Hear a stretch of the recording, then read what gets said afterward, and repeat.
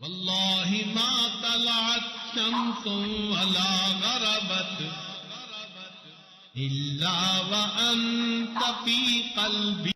الحمد لله وكفى وسلام على عباده الذين اصطفى. أما بعد، أعوذ بالله من الشيطان الرجيم. بسم الله الرحمن الرحيم. إن الصلاة تنهى عن الفحشاء والمنكر.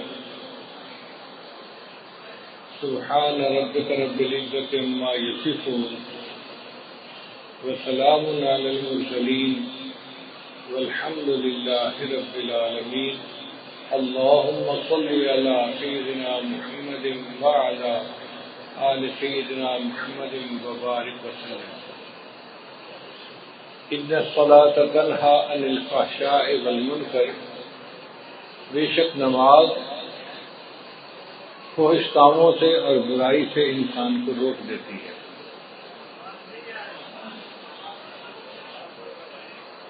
دین کے 5 ارکان ہیں جن میں نماز سب سے اعلیٰ رکن ہے. نبی اسلام نے ارشاد فرمایا،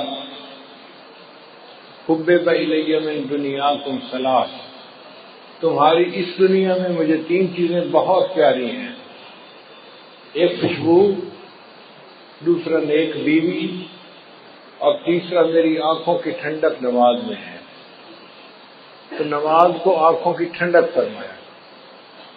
ایک حدیث پاک میں نبی صاحب نے فرمایا کہ الصلاۃ معراج المومن.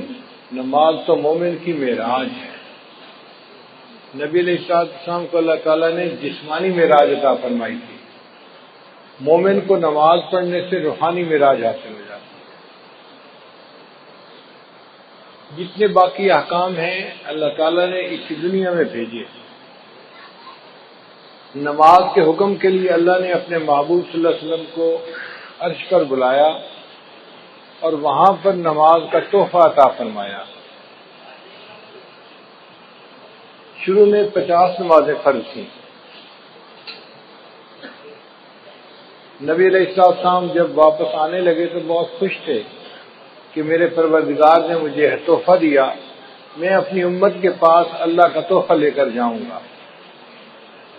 راستے میں ایک آسمان کے اوپر حضرت موسیٰ علیہ السلام انتظار میں تھے. پوچھا، اے اللہ کے حبیب صلی اللہ علیہ وسلم، اللہ تعالیٰ نے آپ کو کوئی تحفہ دیا؟ فرمایا 50 نمازوں کا. تو انہوں نے کہا، اے اللہ کے محبوب صلی اللہ علیہ وسلم، میری امت پر چند نمازیں فرض تھیں اور ان کے لیے وہ پڑھنی بھی مشکل ہو گئی تھی. 50 نمازیں تو بہت زیادہ ہیں. آپ اللہ تعالیٰ سے عرض کریں کہ اللہ اس کو کم کر دیں. تو نبی علیہ السلام پھر اوپر عرش پر تشریف لے گئے. اللہ تعالیٰ نے 5 نمازیں کم کر دیں، 45 ہو گئیں. پھر دوبارہ موسیٰ علیہ السلام نے کہا کہ نبی علیہ السلام نے دوسری مرتبہ عرض کیا تو 40 ہو گئیں. غرض 9 مرتبہ اوپر نیچے جانا ہوا اور 45 نمازیں معاف ہو گئیں اور 5 نمازیں رہ گئیں. پھر نبی علیہ السلام نے فرمایا موسیٰ علیہ السلام کو کہ اب مجھے اللہ کے سامنے جاتے ہوئے حیا آتی ہے، شرم آتی ہے. 5 نمازیں تو ہیں، میری امت 5 نمازیں پڑھ لے گی، مگر اللہ نے فرمایا کہ میرے محبوب صلی اللہ علیہ وسلم آپ کی امت 5 نمازیں پڑھے گی، ہم ان کے نام اعمال میں 50 نمازوں کا ثواب لکھیں گے.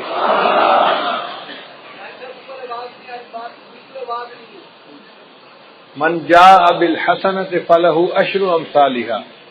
اللہ تعالیٰ نے 10 گنا اجر دینے کا وعدہ فرمایا. اب یہاں پر 2-3 نکتے ہیں، وہ ذرا غور سے سنیے کہ نبی علیہ السلام نے مسجد اقصی میں سب انبیاء کی امامت فرمائی. تو حضرت موسیٰ علیہ السلام کیوں راستے میں بیٹھے تھے؟ حضرت ابراہیم علیہ السلام کیوں نہ بیٹھے؟ حضرت آدم علیہ السلام کیوں نہ بیٹھے؟ کوئی اور نبی علیہ السلام کیوں نہ بیٹھے؟ حضرت موسیٰ علیہ السلام راستے میں بیٹھے انتظار کیوں کر رہے تھے؟ علماء نے جواب دیا کہ حضرت موسیٰ علیہ السلام کلیم اللہ تھے وہ کوہ طور پہ جاتے تھے، اللہ تعالیٰ سے ہم کلامی کرتے تھے۔ ہم کلامی کرنے سے ان کے دل میں چاہت ہوئی کہ اے اللہ، میں آپ کا دیدار کرنا چاہتا ہوں، رب ارنی انظر الیک۔ اب انہوں نے جب اللہ سے فریاد کی تو اللہ نے فرمایا، میرے پیارے موسیٰ علیہ السلام، دنیا میں تم زیارت نہیں کر سکتے، انک لن ترانی، نہیں دیکھ سکتے۔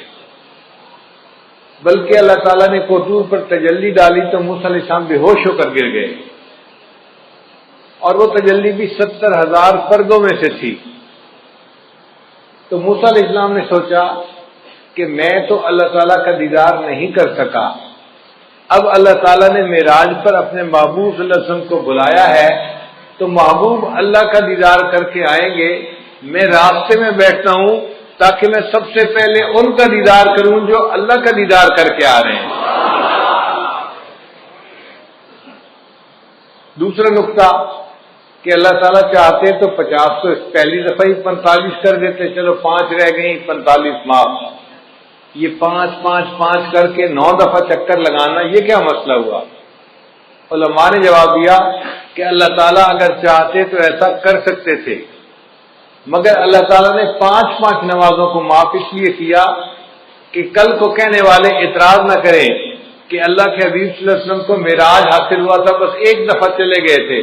اللہ نے فرمایا نہیں، ایک دفعہ وہ عرش پر نہیں آئے، میرے محبوب جتنی مرتبہ چاہیں گے اتنی مرتبہ عرش کے اوپر آئیں گے۔ تو 9 مرتبہ نبی علیہ السلام عرش پر گئے اور اللہ نے 45 نمازوں کو معاف کر دیا اور باقی 5 نمازیں رہ گئیں۔ اب ایک تیسرا نقطہ بڑا مزے کا ہے کہ حضرت موسیٰ علیہ السلام نے کہا کہ اللہ کے حبیب صلی اللہ علیہ وسلم 50 نمازیں بہت زیادہ ہیں، آپ کم ہونے کی درخواست کریں۔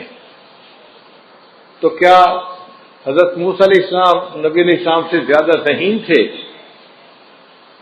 خود نبی علیہ السلام کو خیال نہ آیا کہ کم کروا لینی چاہیے؟ تو علماء نے اس کا جواب دیا ہے، وجہ یہ تھی کہ نبی علیہ السلام اللہ کی تجلی سے حاصل کر چکے تھے، اللہ کا دیدار کر چکے تھے۔ اس دیدار کرنے کی وجہ سے نبی علیہ السلام پر اللہ کے عشق کے ایک غلبے کی کیفیت تھی۔ اس حال میں اللہ اگر 500 نمازوں کا حکم بھی فرما دیتے تو نبی علیہ السلام اس کو بھی قبول فرما لیتے۔ جب محبوب کا جلوہ ہوتا ہے پھر بندے کو پتہ نہیں چلتا، اور اس کی دلیل یہ ہے کہ یوسف علیہ السلام کا جلوہ ہوا تھا اور مصر کی عورتوں نے اپنے ہاتھوں کی انگلیاں کاٹ دی تھیں، ان کو پتہ ہی نہیں چلا تھا کیا کاٹ رہی ہیں۔ تو اگر عورتیں اپنے ہاتھوں کی انگلیاں کاٹ سکتی تھیں تو نبی علیہ السلام کو جب اللہ کا دیدار نصیب ہوا تو محبوب کا ذہن اس طرف گیا ہی نہیں کہ یہ زیادہ ہیں۔ محبوب نے فرمایا میرے رب نے جو فرمایا ہے میری امت اس کو پورا کرے گی، مگر موسیٰ علیہ السلام نے تو تجلی نہیں پائی تھی، تو اس لیے انہوں نے بات کو سمجھا کہ کم ہونی چاہیے۔ تو اللہ تعالیٰ نے ایک طریقے سے 50 کا حکم تو دیا مگر اس کو 5 کر دیا اور حکم فرمایا میرے محبوب آپ کی امت 5 نمازیں پڑھے گی، میں ان کے نام اعمال میں 50 نمازوں کا ثواب لکھوا دوں گا۔ اس نماز کا حکم ہر کسی کو ہے، ساری مخلوق کو ہے۔ اللہ کی شان دیکھیے، درخت جو ہیں وہ قیام کی حالت میں ہیں، جو چوپائے ہیں وہ رکوع کی حالت میں ہیں، جو کیڑے مکوڑے ہیں وہ سجدے کی حالت میں ہیں، اور جو پہاڑ ہیں وہ قعدے کی حالت میں، اتحیات کی حالت میں ہیں۔ کل قد علم صلاتہ و تسبیحہ، اللہ فرماتے ہیں ہر کسی کو اپنی نماز کا پتہ ہے کہ کیسے ادا کرنی ہے، مگر ساری مخلوق ایک ایک رکن ادا کر رہی ہے۔ انسان کو اللہ نے یہ شان عطا فرمائی، وہ تمام ارکان کا مجموعہ پوری نماز ادا کرتا ہے۔ حدیث پاک میں آتا ہے عرش پہ فرشتے ہیں وہ بھی نماز ادا کرتے ہیں، جو قیام میں ہے وہ ساری زندگی قیام میں رہے گا، رکوع نہیں کر سکے گا، جو رکوع میں ہے ساری زندگی رکوع میں رہے گا، سجدے میں نہیں جائے گا، جو سجدے میں ہے ساری زندگی سجدے میں رہے گا، اتحیات میں نہیں جائے گا، جو اتحیات میں ہے ساری زندگی اتحیات میں۔ تو فرشتے ایک ایک رکن پر عمل کرتے ہیں، اور اللہ نے انسان کو یہ شان عطا فرمائی، ان تمام ارکان کا مجموعہ پوری نماز تکبیر اولیٰ سے لے کے سلام پھیرنے تک انسان کو عطا فرما دی۔ اور اس نماز کا حکم بچے کو بچپن سے دے دیا جاتا ہے۔ آپ حیران ہوں گے کہ جی بچپن سے کیسے دے دیا جاتا ہے؟ بھئی دیکھیں، جب بچہ پیدا ہوتا ہے تو ایک کان میں اذان اور دوسرے میں اقامت. تو اذان میں کیا کہتے ہیں؟ حی علی الصلاۃ، حی علی الفلاح. تو نماز کے لیے بلایا نا بچے کو. تو اذان دینے کے کئی فوائد ہیں. ایک تو اللہ کا نام اس کے دماغ میں پہنچایا، بچے کے دماغ میں. دوسرا، اس کو نماز کا حکم بھی فرمایا. اور تیسرا، اس کو یہ بھی بتا دیا کہ اے بچے، تیری زندگی کی اذان بھی ہو چکی، اقامت بھی ہو چکی. اب جب نماز پڑھنے میں تھوڑا سا وقت باقی ہوتا ہے، اتنا تیری زندگی ہے، اس زندگی کو تو گزارے گا تو تیری نماز جنازہ کھڑی ہو جائے گی. اور حکم نماز اس کا بھی جو ہے نا وہ صراحت ہے. دیکھیے، اللہ تعالیٰ نے حضرت عیسیٰ علیہ السلام کو فرمایا تھا کہ آپ اپنی والدہ کی گواہی دیں.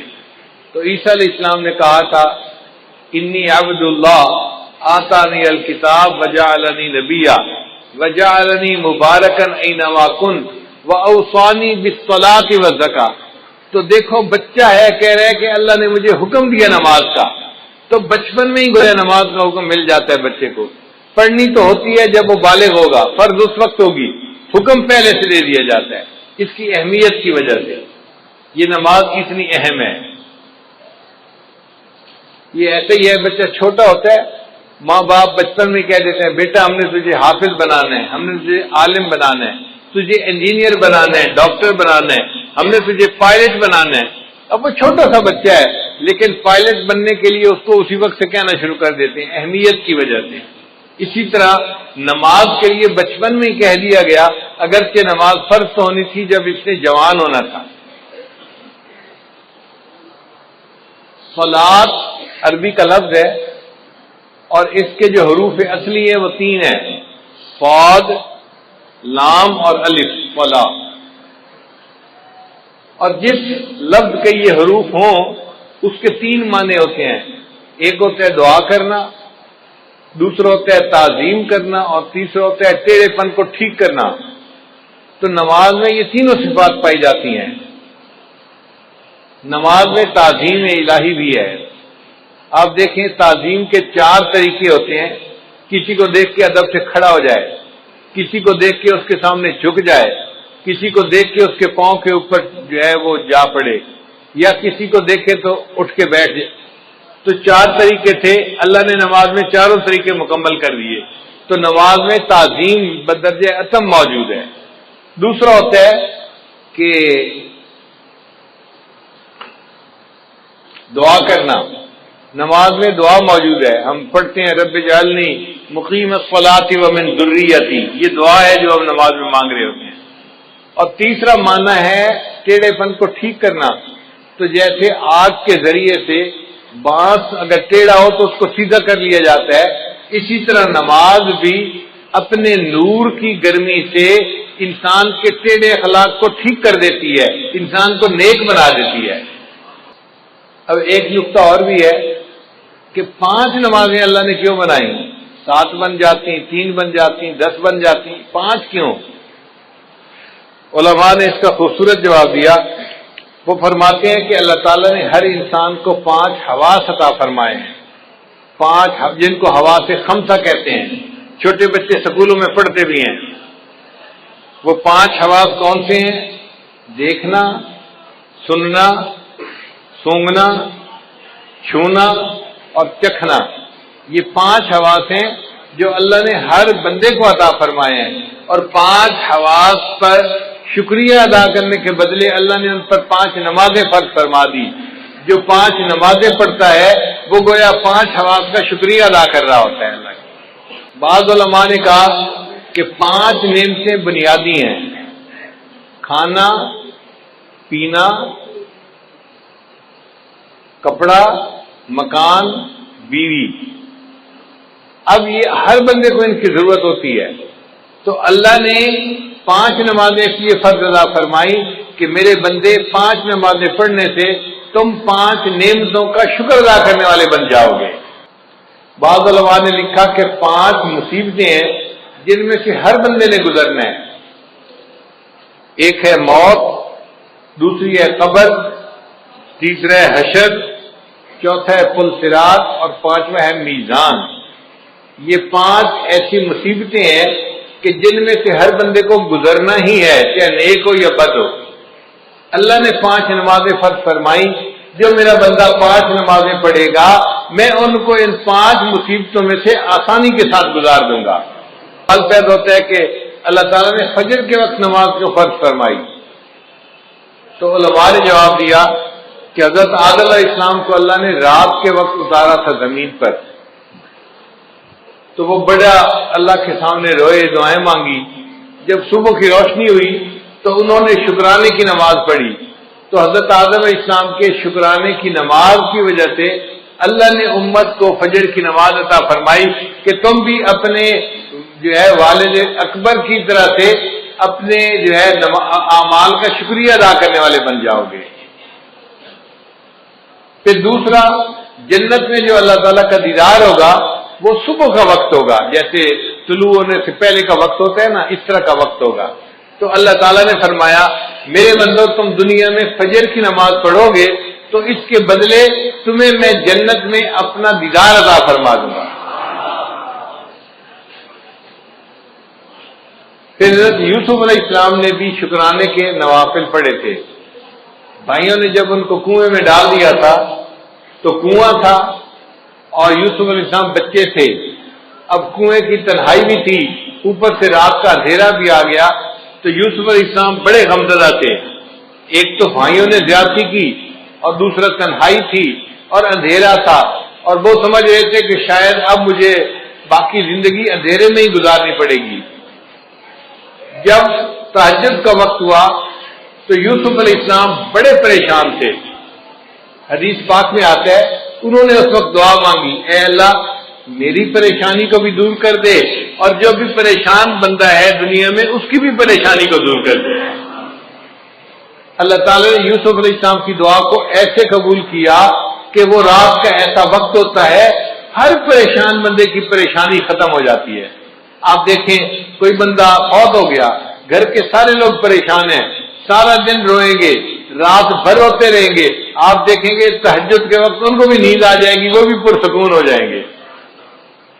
کسی بندے کی بیماری ہو تو آپ دیکھیں کہ تہجد کے وقت اسپتال میں مریضوں کی حالت پرسکون ہو جاتی ہے۔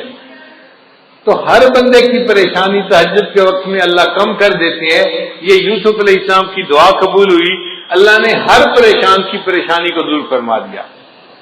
پھر جب صبح کی روشنی ہونے لگی، طلوع ہونے کا وقت ہوا، تو یوسف علیہ السلام نے شکرانے کے نفل پڑھے تھے کہ چلو اندھیرے سے تو جان چھوٹی، مجھے پتہ تو چلا نا کہ یہ روشنی کا وقت آ گیا ہے۔ اب ان کے اس شکریہ کے نماز پڑھنے کو اللہ تعالیٰ نے امت مسلمہ کے لیے بھی پسند فرمایا کہ تم بھی یوسف علیہ السلام کی طرح اس وقت اگر فجر کی نماز پڑھو گے تم بھی اللہ کی نعمتوں کا شکر ادا کرنے والے بن جاؤ گے۔ پھر ظہر کی نماز اللہ نے کیوں فرض فرمائی؟ اس لیے کہ ظہر کے بعد سورج ڈھلتا ہے، تو مومن کو اللہ نے سبق دیا، دیکھو چڑھتے سورج کی ہر کوئی پرستش کرتا ہے، لیکن جب سورج ڈھلنے لگ جائے تم اپنے رب کی عبادت کرو۔ ہم چڑھنے اور اترنے والوں کی پرورش نہیں کرتے، ہم اپنے رب کی پرورش کرتے ہیں۔ ہم سورج اور چاند کی پرورش کرنے والے نہیں، ہم اپنے پروردگار کی عبادت کرنے والے بندے ہیں۔ پھر یہ کہ وہ گرمی کا وقت ہوتا ہے تو اللہ تعالیٰ نے فرمایا میرے بندو تم میں سے جو کوئی ظہر کی نماز پڑھے گا گرمی کے وقت میں اس کے بدلے اس کے لیے قیامت کے دن کی گرمی کا جو ہے نا برداشت کرنا آسان کر دوں گا، اس کو میں عرش کا سایہ عطا فرما دوں گا۔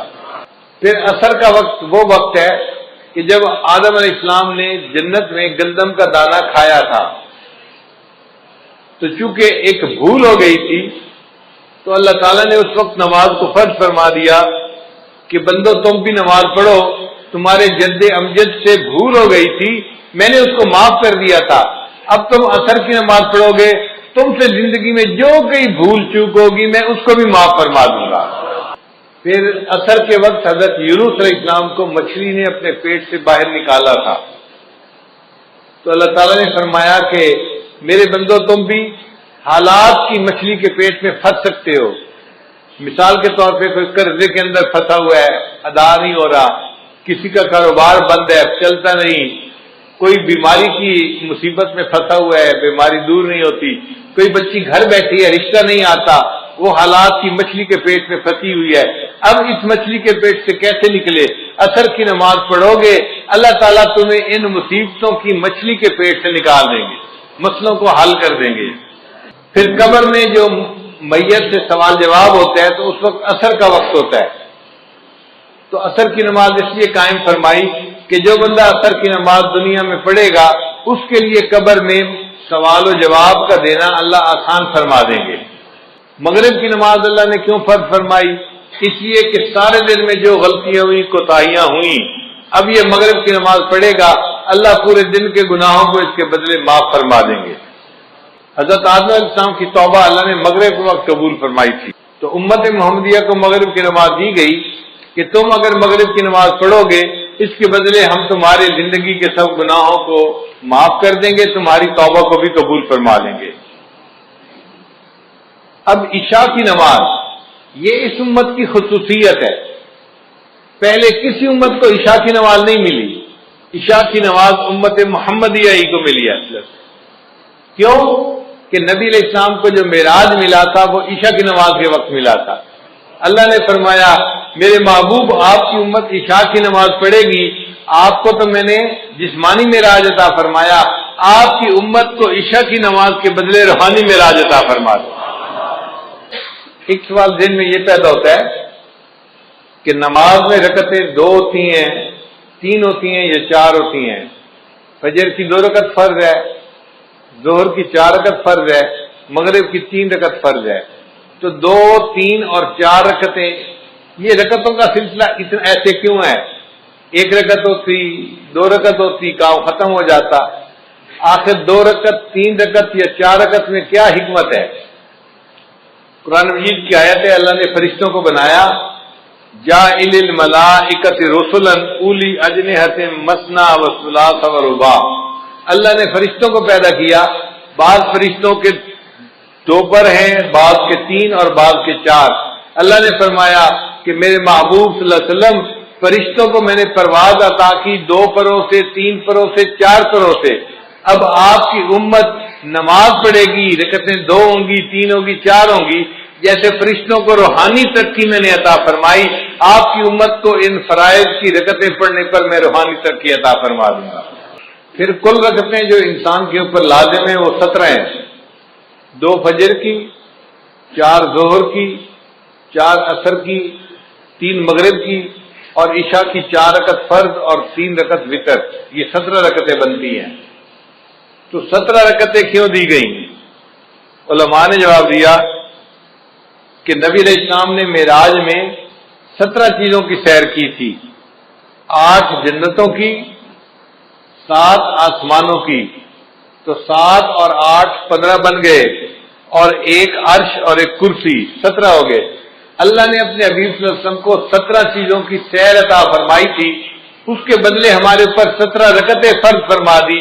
امت ان 17 رکعتوں کو ادا کرے گی، میں ان کو بھی روحانی طور پہ سیر عطا فرما دوں گا۔ نماز معراج کیوں ہے اور عبادت معراج کیوں نہ بنی؟ اس لیے کہ نماز میں مومن اپنا سر سجدے میں اتنا جھکاتا ہے کہ انتہا ہو جاتی ہے۔ اس لیے اگر کہیں گھاس والی جگہ ہو اور نماز پڑھنی پڑے تو بندہ اگر گھاس کے اوپر پیشانی لگا کے اٹھا لے تو سجدہ نہیں ہوتا، یا کوئی فوم کا گدا ہو اور بندہ اوپر پیشانی لگا کے اٹھا لے تو سجدہ ادا نہیں ہوتا۔ سجدے کے لیے ضروری ہے کہ اتنا سر جھکائے کہ نیچے سے زمین کی سختی محسوس ہونے لگ جائے۔ جب سختی نیچے سے محسوس ہوگی، اب سر نیچے جا ہی نہیں سکتا، تب سجدہ مکمل ہوگا۔ اللہ نے فرمایا میرے بندے تو نے سجدہ کرنے میں اپنے سر کو جھکانے کی انتہا کر دی، اس حالت میں میرے بندے میں نے تجھے اٹھانے کی انتہا کر دی، میں نے تجھے معراج عطا فرما دیا۔ اس لیے سجدے کی حالت میں مومن معراج کی حالت میں ہوتا ہے۔ اب ایک اہم سوال کہ نماز میں سورہ فاتحہ پڑھنی کیوں ضروری ہے؟ نبی اسلام نے ارشاد فرمایا ان الصلاۃ تنہا، نبی اسلام نے فرمایا لا صلاۃ الا بفاتحۃ الکتاب کہ سورہ فاتحہ پڑھے بغیر نماز نہیں ہوتی. علماء نے لکھا ہے کہ فاتحہ پڑھنی ضروری ہے. اگر کسی بندے نے نماز میں فاتحہ پڑھ لی تو باقی کچھ بھی نہیں پڑھا اس کی نماز ہو جائے گی. فاتحہ نہیں پڑھی تو نماز نہیں ہوتی. نماز فاتحہ پڑھنی ضروری. اتنی اہمیت کیوں ہے؟ اس کی وجہ ہے وہ ذرا سمجھ لیجئے کہ اللہ تعالیٰ نے جتنی آسمانی کتابوں میں اپنے معارف کو اتارا اس سب معارف کو اللہ نے قرآن مجید میں اتار دیا. پھر قرآن مجید میں اللہ نے جو کچھ نازل فرمایا اس کو اللہ نے سورہ بقرہ میں نازل کر دیا. پھر اللہ نے سورہ بقرہ میں جو کچھ نازل فرمایا اس کو سورہ فاتحہ میں نازل فرما دیا. اس لیے سورہ فاتحہ کو فاتحہ کہتے ہیں. یہ اوپننگ چیپٹر ہے قرآن مجید کا. اس کو باب القرآن کہتے ہیں. یہ قرآن پاک کا دروازہ ہے. یعنی پورے قرآن میں جو مضامین تھے وہ سارے کے سارے سورہ بقرہ میں آ گئے, سورہ فاتحہ میں آ گئے. ذرا اس پر غور کر لیجئے کہ سورہ فاتحہ میں کیسے آ گئے. سورہ فاتحہ میں الحمدللہ یہ دو الفاظ ہیں جو اللہ کی تعریف کرتے ہیں. اب پورے قرآن مجید میں اللہ کی جتنی تعریفیں ہیں, جتنی اللہ کی عظمت بیان ہوئی, اللہ کی کبریائی بیان ہوئی, وہ الحمدللہ کے لفظ میں سمٹ کے آ گئی کہ تعریفیں سب کس کے لیے ہیں؟ اللہ کے لیے. اور سچی بات یہ ہے کہ تعریفیں سجتی اللہ ہی کو ہیں. حتیٰ کہ اگر کوئی بندہ دوسرے بندے کی تعریف کرے تو وہ بھی اللہ کی تعریف کر رہا ہے. خاوند بیوی کی تعریف کرے تو وہ بھی اللہ کی تعریف کرے. کیوں؟ بیوی کو کس نے بنایا؟ اللہ نے بنایا. بیوی خاوند کے اچھے اخلاق کی تعریف کرتی ہے تو وہ اللہ کی تعریف کر رہی ہے. خاوند کو اچھے اخلاق کس نے دیے؟ اللہ نے دیے. ماں باپ اولاد کی تعریف کریں تو اللہ کی تعریف. کیوں؟ اولاد کس نے دی؟ اللہ نے دی. ہم دنیا کی کسی چیز کی تعریف کریں وہ تعریف حقیقت میں اس کے پیدا کرنے والے کی تعریف ہے. تو تعریف کا مالک حقدار حقیقت میں فقط اللہ ہی ہے. الحمدللہ ان الفاظ میں بندہ اقرار کرتا ہے اے اللہ تعریف اگر کسی کی ہو سکتی ہے تو وہ آپ ہی کی ذات ہے, آپ ہی کو تعریف سجتی ہے. تعریفوں کی انتہا ساری کی ساری آپ کے لیے ہے. اس لیے قیامت کے دن نبی السلام کے ہاتھوں میں جو جھنڈا ہوگا اس کا نام ہوگا لواء الحمد, حمد کا جھنڈا. اور نبی علیہ السلام کا نام اللہ نے رکھا احمد. احمد کا معنی وہ بندہ جس نے اللہ کی سب سے زیادہ دنیا میں تعریفیں کی ہوں. اور واقعی جتنی نبی علیہ السلام نے اللہ کی تعریفیں کی ہیں دنیا میں کسی اور نے اللہ کی اتنی تعریفیں نہیں کی. اور اس امت کا نام قیامت کے دن ہوگا حمادون, اللہ کی سب سے زیادہ تعریفیں کرنے والے. اور نبی علیہ السلام کو جنت میں جو گھر ملے گا, محل ملے گا, اس کا نام ہوگا بیت الحمد. تو اللہ تعالیٰ کے لیے سب حمد ہے. اس لیے فرشتے بھی کہیں گے وقیل الحمدللہ رب العالمین. تو سب تعریفیں کس کے لیے ہیں؟ تو الحمدللہ کے الفاظ نے اللہ تعالیٰ کی تمام تعریفوں کو اپنے اندر سمیٹ لیا.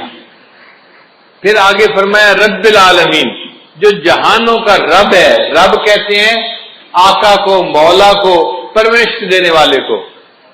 جیسے ماں باپ بچے کی پرورش کرتے ہیں تو ماں باپ بیٹے کے رب ہوتے ہیں, مربی ہوتے ہیں.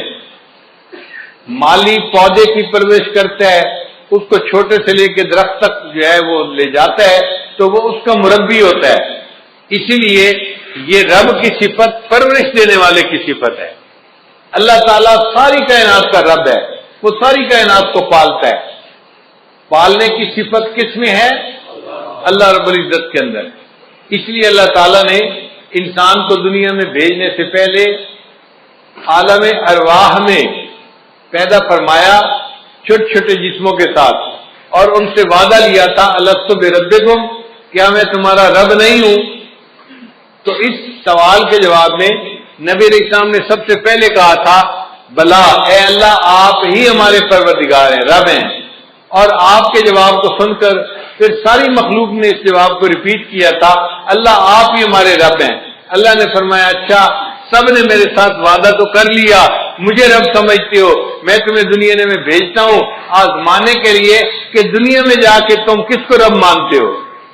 چنانچہ آج لوگ سمجھتے ہیں ہم نوکری سے پل رہے ہیں, ہم فیکٹری سے پل رہے ہیں, ہم زراعت سے پل رہے ہیں, ہم کاروبار سے پل رہے ہیں. نہیں، ہم اللہ سے پل رہے ہیں، اللہ ہمیں پال رہا ہے، ہمیں کوئی اور چیز نہیں پال رہی.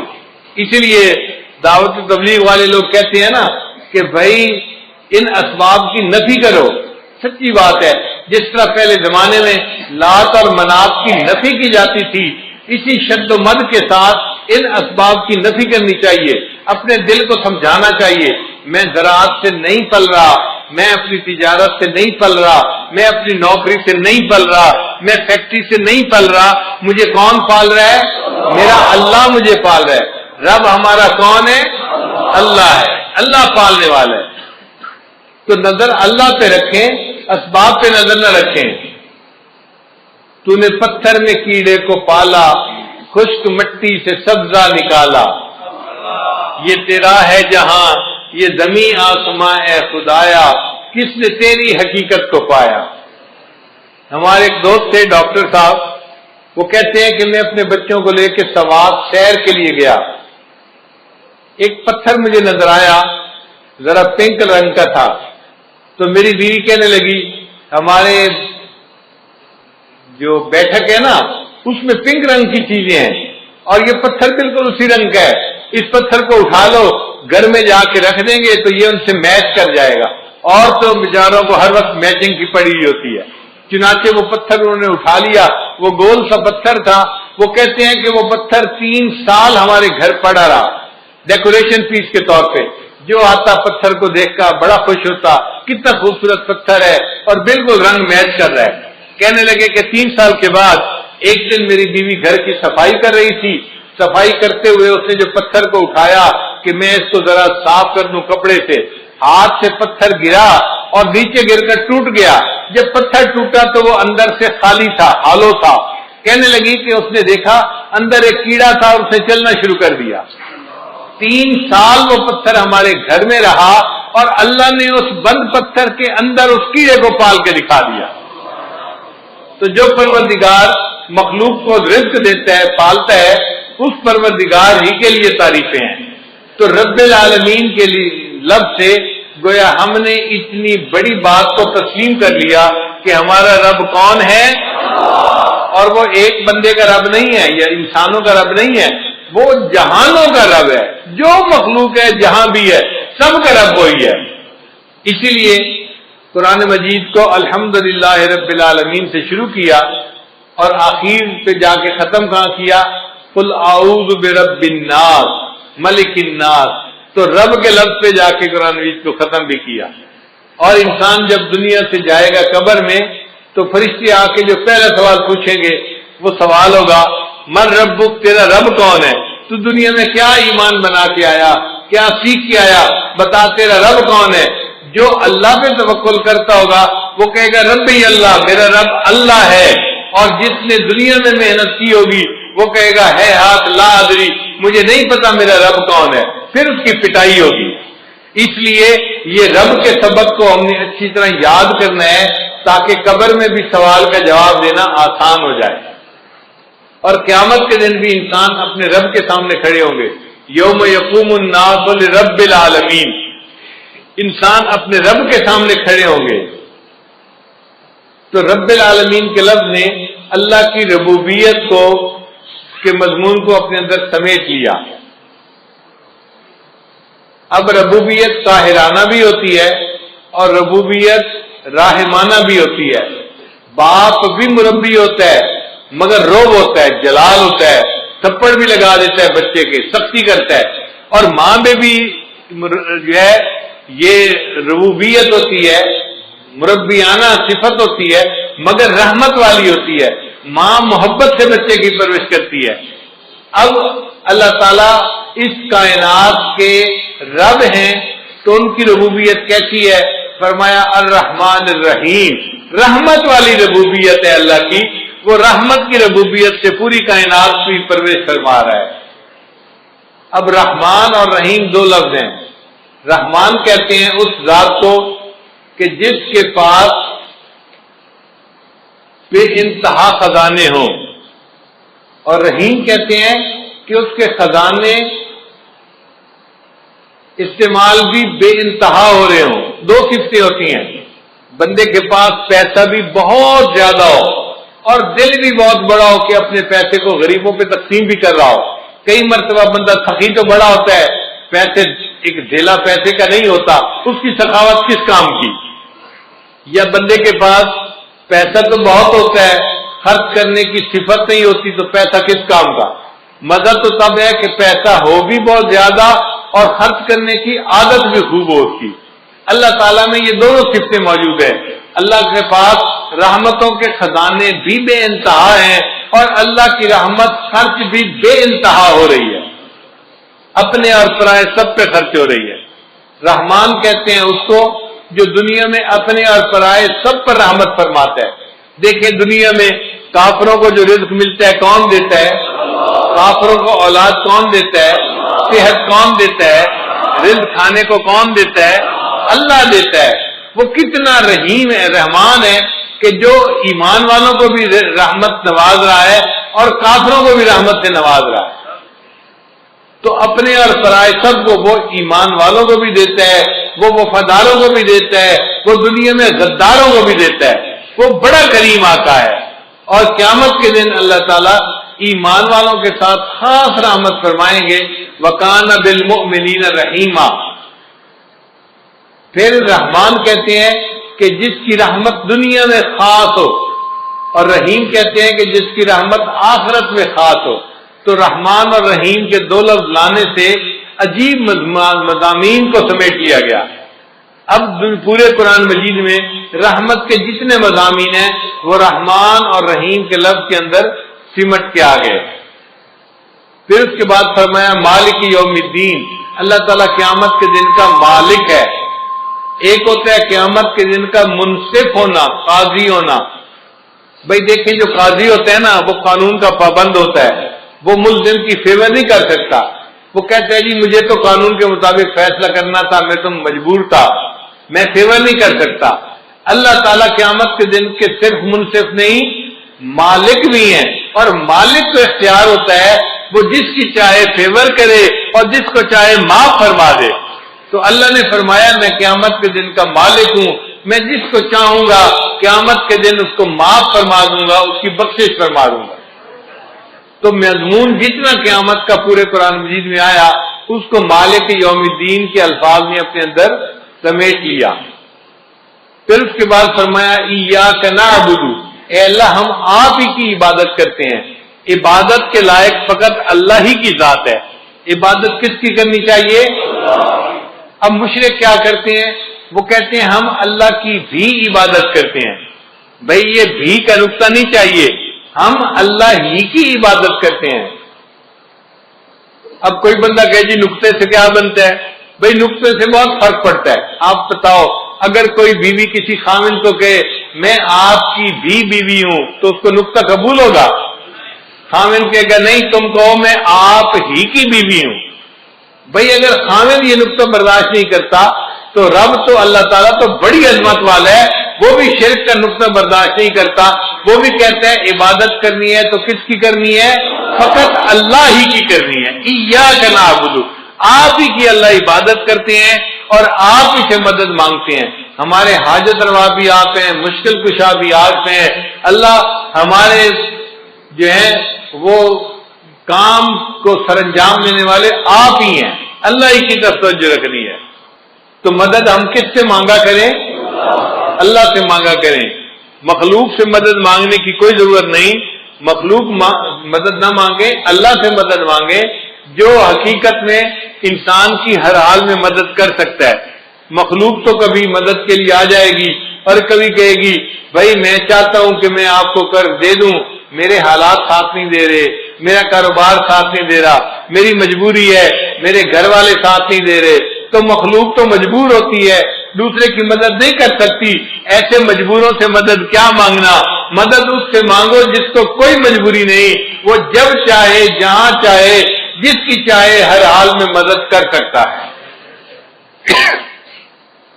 اس کے بعد فرمایا اہدنا الصراط المستقیم. اللہ ہمیں سیدھے راستے کی رہنمائی فرما دیجیے. چنانچہ سب سے اہم چیز جو انسان کو مانگنی چاہیے وہ ہدایت ہے. اللہ سے یہ دعا مانگے اے اللہ مجھے سیدھے راستے کی رہنمائی فرما دیجیے. چنانچہ قرآن مجید میں ہدایت کے جتنے مضامین تھے وہ اہدنا الصراط المستقیم کے اندر سمٹ کے آ گئے۔ اب اللہ نے آگے بتا دیا کہ سیدھا رستہ کون سا ہے، تو یہ نہیں کہا کہ صراط القرآن والحدیث، قرآن اور حدیث کے رستے پہ چلنا وہ سیدھا راستہ ہے۔ اللہ نے فرمایا نہیں، صراط الذین انعمت علیہم، ان لوگوں کا راستہ جن پر اللہ تیرا انعام ہوا، وہ بندے جس راستے کے اوپر چلے ہم ان کے پیچھے چلیں گے، ان کی اقتداء کریں گے، ان کی پیروی کریں گے۔ تو نیک بندوں کی پیروی کرنے کو سیدھا راستہ بتایا گیا۔ اس لیے ہم جو اپنے بڑوں کی اقتداء کرتے ہیں حقیقت میں ہم اللہ کے نیک بندوں کی پیروی کر رہے ہوتے ہیں۔ اللہ وہ نیک بندے کون سے ہیں؟ اللہ نے فرمایا 4 ہیں، ان کی عبادت، ان کی پیروی کرنا۔ کون سے؟ من النبیین والصدیقین والشہداء والصالحین، انبیاء، صدیقین، شہداء اور صالحین، ان 4 کی بات ماننا، ان کے راستے کے اوپر چلنا، تو سیدھے راستے پہ چلنے والے بن جاؤ گے۔ تو 4 کی ماننا اور 4 کی مت ماننا۔ اللہ وہ 4 جن کی نہ مانے وہ کون سے ہیں؟ اللہ فرماتے ہیں غیر المغضوب علیہم ولا الضالین، وہ جن پر غضب ہوا اور جو راستے سے بھٹک گئے وہ 4 لوگ ہیں، ان کی نہ ماننا۔ اللہ 4 کی تفصیل کر دیجئے۔ اللہ فرماتے ہیں وہ ہیں یہود اور نصارہ اور مشرکین اور ملحدین، یہ 4 لوگ ہیں، ان کے راستے پہ بالکل نہیں جانا تم نے۔ تو 4 کی ماننی ہے، 4 کی نہیں ماننی۔ جن کی ماننی ہے وہ انعام یافتہ لوگ ہیں، انبیاء، صدیقین، شہداء اور صالحین، اور جن کی نہیں ماننی وہ ہیں یہود، نصارہ، مشرکین اور ملحدین۔ اللہ تعالی ہمیں ان 4 مغضوب علیہم لوگوں کے راستے پر قدم اٹھانے سے محفوظ فرمائے اور ہمیشہ اپنے انعام یافتہ بندوں کے راستے پہ چلنے کی اللہ ہمیں توفیق عطا فرمائے۔ اس لیے چونکہ پورے قرآن مجید کے مضامین کا خلاصہ سورہ بقرہ میں آ گیا، اللہ تعالیٰ نے سورہ بقرہ کا نماز میں پڑھنا لازم کر دیا، فرمایا لا صلاۃ الا بفاتحۃ الکتاب۔ اس لیے سورہ فاتحہ کا پڑھنا ضروری ہے۔ ہم جب نماز پڑھیں تو سورہ فاتحہ کے ایک ایک لفظ کے مضمون پر غور کریں اور سوچیں کہ اللہ نے کیا حکم دیا اور ہمیں اس کے مطابق اپنی زندگی کو بنانے کی ضرورت ہے۔ اب ایک اور نقطہ، آخر اللہ تعالیٰ کو نماز اتنی پسند کیوں ہے کہ نبی علیہ السلام نے فرمایا مومن اور کافر کے درمیان فرق کرنے والی چیز نماز ہے، اور جو بندہ نماز پڑھے گا اللہ تعالیٰ اس کے سارے دن کے کاموں کا ذمہ دار بنے گا، اللہ اس کے کاموں میں اس کی مدد کرے گا اور اس کی اللہ تعالیٰ ہر حال میں جو ہے وہ پشت پناہی فرمائیں گے۔ تو نماز آخر اتنی پسند کیوں ہے؟ اللہ کیوں خوش ہوتے ہیں؟ علماء نے اس کا جواب دیا کہ جب مومن نماز پڑھتا ہے تو اس سے شکل جو ہوتی ہے نا وہ احمد کے لفظ کی بنتی ہے۔ قیام میں ہماری حالت الف کی مانند ہوتی ہے، رکوع میں ہماری حالت ہا کی مانند ہوتی ہے، اور سجدے میں ہماری حالت میم کی مانند ہوتی ہے، اور اتحیات میں ہماری حالت دال کی مانند ہوتی ہے۔ اب سب ارکان کو جمع کرو تو کون سا لفظ بنا؟ احمد کا لفظ بنا، اور احمد اللہ کے محبوب کا نام ہے۔ اللہ فرماتے ہیں میرے بندے تو نماز میری پڑھ رہا ہے لیکن تیرا جسم میرے محبوب کے نام کی شکل بنا رہا ہے، تو مجھے میرے محبوب کی یاد دلا رہا ہے، اس حال میں مجھے تیرے اوپر بھی پیار آ رہا ہے، تجھ سے بھی مجھے محبت ہو گئی۔ پھر سجدہ جو ہے نا یہ نماز کے اندر سب سے اہم پوزیشن ہے کہ بندہ اپنی پیشانی اللہ کے سجدہ فنا کی مانند ہے اور سجدے سے اٹھنا بقا کی مانند ہے۔ اس لیے سجدے کی بڑی اہمیت ہے۔ اس کی مثال یوں سمجھیں کہ جیسے کوئی کسی کے قدموں پہ جا پڑے منت سماجت کرتے ہوئے، بندہ اپنے پروردگار کے قدموں پہ جا پڑتا ہے، اس کے سامنے سر کو زمین پہ رکھ دیتا ہے، اے اللہ مجھ سے جو غلطیاں کوتاہیاں ہوئی تو مجھے معاف کر دے، میں نے تیرے سامنے اپنے سر کو جھکا دیا۔ اور یہ دنیا میں سجدہ کرنے کی سعادت جس کو نصیب ہوگی آخرت میں بھی وہی سجدہ کر سکے گا۔ قرآن مجید میں ہے اللہ تعالیٰ قیامت کے دن بندے کو کھڑا فرمائیں گے اور پھر ان کے سامنے ساق کی تجلی فرمائیں گے، یوم یکشف عن ساق، اور جب تجلی فرمائیں گے تو جو نمازی ہوں گے وہ سارے سجدے میں جا پڑیں گے، اور جو نماز نہیں پڑھتے ہوں گے ان کی کمر جو ہوگی نا وہ بالکل سیدھی ہو جائے گی، سخت ہو جائے گی، اور وہ سجدہ کر ہی نہیں سکیں گے، وہ سجدے سے محروم ہو جائیں گے۔ ہم دنیا میں غیب کے سجدے کرتے پھر رہے ہیں، دنیا میں غیب کا سجدہ ہے، معبود سامنے تو نہیں ہے، مگر ایک وقت آنے والا ہے کہ ہمیں ایسا بھی سجدہ اللہ عطا فرمائیں گے کہ جب اللہ کا دیدار ہو رہا ہوگا، اس کی ساتھ کا دیدار ہوگا، اور اس وقت ہم شہود کا سجدہ کریں گے۔ وہ خوش نصیب لوگ ہوں گے جو شہود کا سجدہ کریں گے اور اللہ سے اس کی نعمتوں کو پانے والے بن جائیں گے۔ اس لیے قرآن مجید میں ہے کہ جو لوگ جہنم میں جائیں گے ان سے فرشتے پوچھیں گے، اور تمہیں جہنم سے بچانے والا کوئی نہیں تھا، تم کیا کرتے تھے جو جہنم میں آ گئے؟ تو وہ کہیں گے لم نکو من المصلین، ہم نمازی نہیں تھے، ہم بے نمازی تھے، اس لیے ہمیں جہنم میں بھیجا گیا۔ تو جہنم میں جانے کی جو بڑی وجہ ہوگی وہ بے نمازی ہونا ہے، اس لیے ہمیں نماز کی پابندی کرنی چاہیے اور نماز کو بہت اہتمام کے ساتھ پڑھنا چاہیے۔ عورتیں نماز میں سستی کرتی ہیں، گھر کے کاموں کی وجہ سے نمازیں قضا کر بیٹھتی ہیں، یہ بہت بڑی کوتاہی ہے، اس سے بچنے کی ضرورت ہے۔ اور ایک نقطہ یاد کر لیجئے کہ اگر نماز پڑھنا اور یا کوئی کام کرنا دو آپشن سامنے آئے تو ہمیشہ نماز پہلے پڑھیں، کام کو پیچھے چھوڑیں۔ لوگوں کی عادت ہوتی ہے اور جی یہ کام کر لیتے ہیں پھر نماز پڑھ لیں گے، نہ نہ نہ، یہ بڑی غلطی ہے۔ پہلے نماز پڑھیں پھر کام کریں۔ عورتیں یہی تو کہتی ہیں میں مہمانوں کو چائے دے دوں پھر نماز پڑھ لیتی ہوں، اور مہمانوں کو چائے دیتے دیتے نماز قضا ہو جاتی ہے۔ میں یہ کام کر لوں پھر نماز پڑھ لوں گی، اور اس کام کے کرتے کرتے نماز قضا ہو جاتی ہے۔ تو عورتیں یہ بات توجہ سے سنیں، جب نماز اور کسی کام کے درمیان چوائس آئے تو کس کو چوز کرنا چاہیے؟ نماز کو چوز کرنا چاہیے، نماز کو مقدم کرنا چاہیے۔ ہم نماز کو چوز کریں گے، اللہ اس کے بدلے دنیا کے کاموں میں ہماری مدد۔ ہم ایک مرتبہ پشاور سے واپس اسلام آباد کی طرف آ رہے تھے، راستے میں عصر کا وقت ہو گیا، اول وقت تھا۔ میں نے دوستوں کو کہا کہ بھئی نماز کے لیے روکو، پہلے نماز پڑھیں گے پھر آگے سفر کریں گے۔ مسجد چھوٹی سی تھی، 10-12 بندے نماز پڑھ سکتے تھے، اور 5-7 تو ہم ہی تھے۔ ہم نے نماز پڑھنی شروع کی، اتنے میں ایک اور گاڑی والے آ کے رکے، 4-5 بندے تھے، سب داڑھی والے، ایسے لگتا تھا جیسے جماعت میں جانے والے بندے ہوں۔ ان میں سے 2 بندے گاڑی میں سے نیچے اتر آئے کہ نماز پڑھ لیتے ہیں۔ ایک نے کہا یار چھوٹی سی مسجد ہے، تنگی ہوگی، آگے کوئی 50 میل کے فاصلے پہ ایک بڑی مسجد ہے، وہاں جا کے نماز پڑھیں گے۔ تو اس کے کہنے پہ جو مسجد میں آئے تھے وہ بھی واپس چلے گئے اور وہ گاڑی والے چلے گئے۔ ہم نے نماز پڑھی، نماز پڑھ کے ہم اسلام آباد کی طرف روانہ ہوئے۔ ہم 5 کلومیٹر آگے آئے تو ہمیں پتہ چلا کہ وہ جو کار میں چند لوگ بیٹھے ہوئے تھے ان کی گاڑی کا ایکسیڈنٹ ہوا تھا، کار بالکل تباہ ہو گئی تھی، اور کھڑے وہاں لوگوں نے بتایا کہ اس میں سے 2 بندے فوت ہو گئے تھے۔ اب بتائیں کہ ان لوگوں نے وقت کی نماز ادا نہیں کی تھی، اگر چھوٹی مسجد میں نماز پڑھ لیتے اور پھر موت آتی تو وقت کی نماز ادا کر کے موت آتی، اب ان کو نماز پڑھے بغیر موت آ گئی۔ اس لیے جب نماز کا وقت آئے پہلے نماز پڑھیں پھر باقی جو بھی کام ہے وہ کریں، اور اگر اس طرح کریں گے تو اللہ مدد کریں گے۔ ایک عرب کا واقعہ سن لیں، میں اپنی بات کو مکمل کرتا ہوں کہ وہ دیہاتی آدمی تھا اور اس کا نہری پانی کا معاملہ تھا اور زمین میں پانی دینے کا مسئلہ تھا۔ تو بیوی نے کہا دیکھیں فصل خشک کھڑی ہے، آپ پہلے پانی دے دیں اور پھر آپ اگر نماز کا وقت بچے تو جائیں، ورنہ اگر جمعہ کا قضا بھی ہو گیا تو کیا فرق پڑتا ہے۔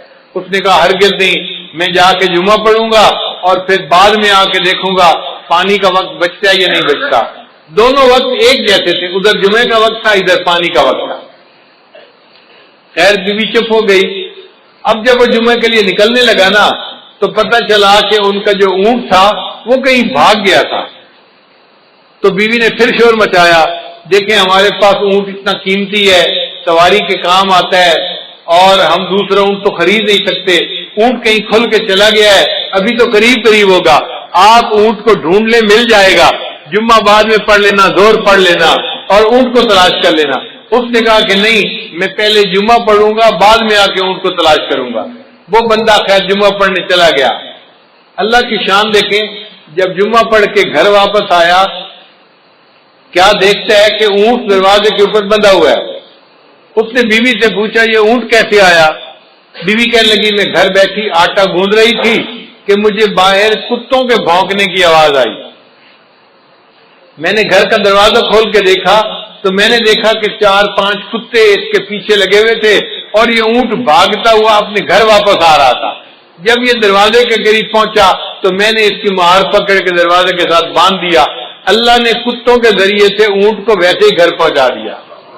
اس نے کہا چلو اللہ نے میرا ایک کام تو کر دیا، اب میں جاتا ہوں اور جا کے زمین کو پانی بھی لگاتا ہوں۔ اللہ کی شان، جب وہ پانی لگانے کے لیے گیا تو کیا دیکھتا ہے، اس کی پوری زمین کو پانی لگا ہوا ہے۔ وہ بڑا حیران کہ یہ پانی کیسے لگ گیا میری زمین کو۔ ابھی وہیں کھڑا تھا کہ اس کا جو ہمسایہ تھا نا دیہاتی، وہ آیا زمیندار اور کہنے لگا بھائی مجھے معاف کرنا، میں نے اپنی زمین کو پانی لگانا تھا، میرا نمبر پہلے تھا، آپ کا نمبر بعد میں تھا۔ جب میں نے اپنی زمین کو پانی لگایا تو میرے اور تمہارے زمین کے درمیان جو سوراخ بنا ہوا تھا نا وہ کھلا ہوا تھا، مجھے اس کا پتہ نہیں تھا۔ میں اپنی زمین کو پانی لگاتا رہا، جب لگا کے دیکھا تو تمہاری زمین کو پورا پانی لگ چکا تھا۔ اللہ نے جمعہ کی نماز پڑھنے کے بدلے اس کی زمین کو پانی بھی لگوا دیا اور اس کے اونٹ کو بھی واپس گھر پہنچا دیا۔ ہم اگر نماز پڑھیں گے اللہ تعالی ہمارے کاموں کو سنواریں گے اور ہماری سرپرستی فرمائیں گے۔ اس لیے نماز کو اہمیت دینی چاہیے اور ہرگز قضا نہیں کرنی چاہیے۔ میری زندگی تو فراق ہے، وہ ازل سے دل میں مکی سے ہی۔ اللہ تعالیٰ ازل سے ہے دل میں، مگر دنیا میں ہے تو فراق نہ۔ میری زندگی تو فراق ہے، وہ ازل سے دل میں مکی سے ہی، وہ نگاہ شوق سے دور ہے، رگ جاں سے لاکھ کری سے ہی۔ بندہ دعا مانگتا ہے اللہ ہمیں اپنے گھر کا دیدار عطا فرما، حج عمرے کی سعادت عطا فرما۔ کئی مرتبہ سعادت نہیں ملتی تو شاعر کہتا ہے تیرا درد تو ہم کو نہ مل سکا تیرے راہ گزر کی زمین سے ہی، تیرا درد تو ہم کو نہ مل سکا تیرے راہ گزر کی زمین سے ہی، ہمیں سجدہ کرنے سے کام ہے جو وہاں نہیں تو یہیں سے ہی۔ اللہ سجدہ کرنا ہے نا، وہاں جا کے نہیں کر سکے تو یہاں سے جو سجدہ کرتے ہیں۔ اور آخر پہ کہتے ہیں سرے طور ہو سرے حشر ہو ہمیں انتظار قبول ہے۔ آج دنیا میں ہم غیر کے سجدے کرنے ہیں، اللہ ہمیں قیامت کے دن دیدار کے ساتھ سجدہ عطا فرمائیں گے۔ سرے طور ہو سرے حشر ہو ہمیں انتظار قبول ہے، وہ کبھی ملے وہ کہیں ملے، وہ کبھی صحیح وہ کہیں صحیح۔ اللہ ملنے کا وعدہ تو کرے، کہیں ملنے کا وعدہ کرے، کبھی ملنے کا وعدہ کرے، ہم انتظار کرنے کے لیے تیار ہیں، مگر ہم آپ کا دیدار کر کے رہیں گے اور قیامت کے دن آپ کے قدموں پہ سر سجدے میں ڈال کر رہیں گے۔ اللہ تعالی ہمیں نماز کا پکا پابند بنا دے۔ وآخر دعوانا ان الحمد للہ رب العالمین، پابند بنا دے۔ وآخر دعوانا ان الحمد للہ رب العالمین، پابند بنا دے۔ وآخر دعوانا ان الحمد للہ رب العالمین، پابند بنا دے۔ وآخر دعوانا ان الحمد